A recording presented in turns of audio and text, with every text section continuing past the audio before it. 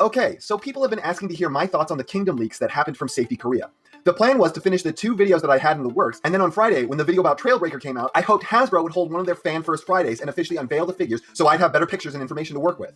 Unfortunately, that did not happen. So this is probably going to be a short one. I've got like 5 decent resolution pictures and 1 terrible resolution photo to work with here. So, not a lot. Well, let's see how much material I can wring out of this one. Before I start, I would like to point out that last time I made a video talking about Kingdom, even though I said I was super happy about it and planned on buying every figure from the line, a lot of people called me a hater. Apparently, a hater is anyone who notices or vocalizes any thought that's not unbridled praise. So, to try and head off the hater comments at the pass, I'm super excited, I'm planning on buying all of these figures, and I'm happy to see that the line is getting made at all. But, I am going to say whatever I think is of interest in the video. If that's good or bad, then it's good or bad. I'm not going to only say the positives for fear of being a hater, but I'm not going to mindlessly hate.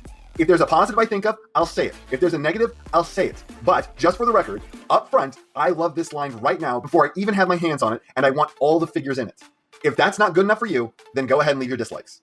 So, one big thing about the leaks is that the vast majority of them are not from the Beast Wars characters, but of the G1 characters that look to be Earthrise figures they just rolled back into Kingdom. If you noticed, there are only 3 waves of Earthrise, whereas there were 5 of Siege, so I feel decently confident in saying that these were figures intended for Earthrise, but for fear of alienating the hardcore G1er fans, with a line that didn't cater to them at all, about a third of the overall figures were delayed into Kingdom so they'd have something to buy during this line. Let's start off with a character that will help me make a correction to clarify the exact thing that I said. G1 Inferno. People seem to be under the impression that I hate the grapple figure from Earthrise. That's not even remotely the case. I think that figure is in fact borderline perfect. I said as much in my first video on Earthrise. Unfortunately, that perfection is kind of boring. His transformation is exactly what it should be because it's the perfect transformation for him. But it's also boringly simple. His colors are exactly what they should be, but it's also an undynamic and boring color scheme. Orange and black, and not even like caution tape, just mostly orange and some black. Ultimately, I feel like this Inferno is going to be a much more interesting figure than the grapple. While I'm sure the transformation is going to be the exact same, Inferno has a much more dynamic color scheme, a more interesting head, a more compelling alt mode, and those cool head wings. They are confusing, but they are cool. One last question. Why is the window for him so tiny? It's easily the smallest window on any of these packages I've seen. Let's jump on over to Ultra Magnus. Remember in my first Kingdom video when I theorized this was going to be a retool of the Siege figure? Well, that fear has come to pass. This is very clearly going to be a retool of the Siege figure. I already have 2 of these because I was suckered into buying the spoilers and side box from Siege. One question. What fucking spoilers? Energon basically doesn't feature in the series at all. Rung makes no appearance. We already knew Ultra Magnus was going to be in the show, and it's not like this version has any distinguishing features or molding. Are the spoilers seriously the blast effects he comes with? Because I had to think a ton after watching the show to figure out even that much. These are not spoilers, you bunch of liars. Anyways, yeah, I already have 2 of these figures, so I'm not exactly jumping to get another. But I gotta say, this is actually making a case for it. That is a tidy looking robot mode, and his colors are super clean. Interesting detail I'm picking up from the inside of the box.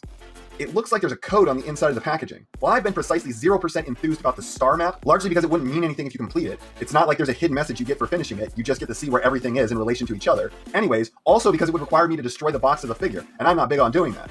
But this here looks like there's no destruction required, so I'm already more interested. But then it's looking like secret information, so that's also just way more fun. Scooting on over to Huffer, his arms look cooler than the show, though that's largely because they don't appear to be 4th dimensional objects. For whatever reason, Huffer's arms were the single least consistent thing in the show. Every scene he was in, his arms were horribly off model and weird looking. The figure is looking pretty cool, though I am kind of assuming that he's going to be an egregious shell former. Huffer is a guy who just has the cab of a truck on his back. I figure he's going to lay down on his face, bend his knees, arms tuck up behind him as mufflers, and that will be his transformation. I got a question about the box art though. What the hell is that monster chunk of kibble? That's obviously going to be some parts forming piece, but of what? From where? I can't fathom why this would have parts forming. There is literally nothing I can think of that would require an extra piece to finish.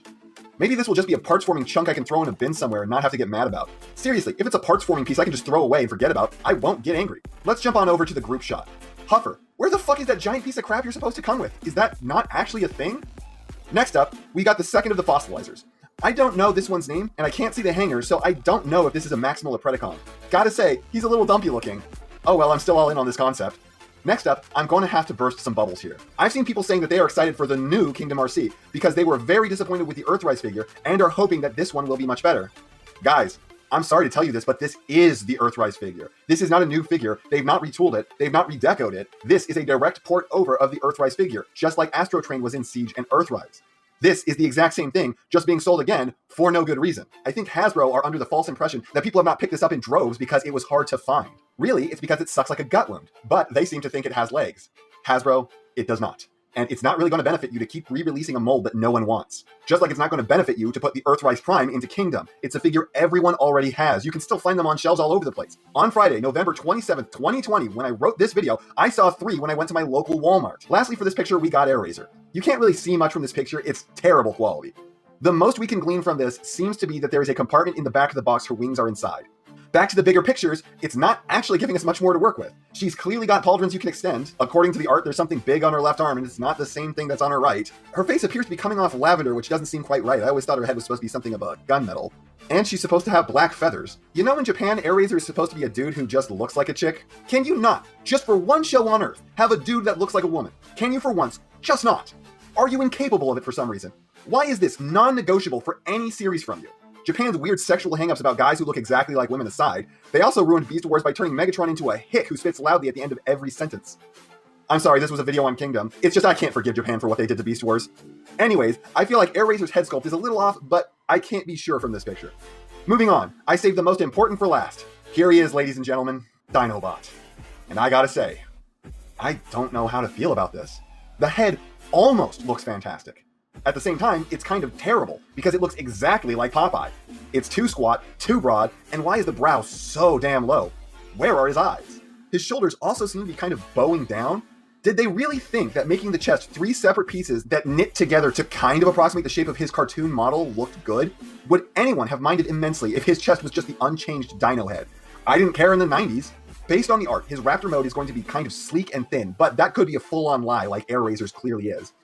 I'm 100% going to buy this. I can't not. I'm a Dinobot fanboy. But this picture is not filling me with confidence on further inspection. First glance looked fantastic, but the more I look at it, the more I'm unsure.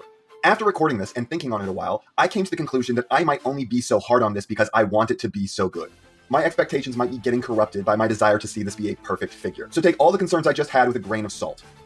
Well, off that depressing subject and onto a more interesting one, the cards that have been promised with the Kingdom line have been finally shown off, and they are looking pretty cool.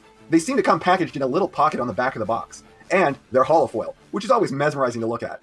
Got not much else to say other than they look cool, though the lit up sections on the back have me wondering if that's some kind of code. Anyways, that's not half of what I have to say, but it's enough of what I have to say.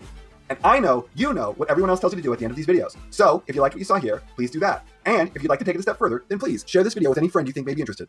I hope y'all enjoyed listening to me waste your time. I hope y'all enjoyed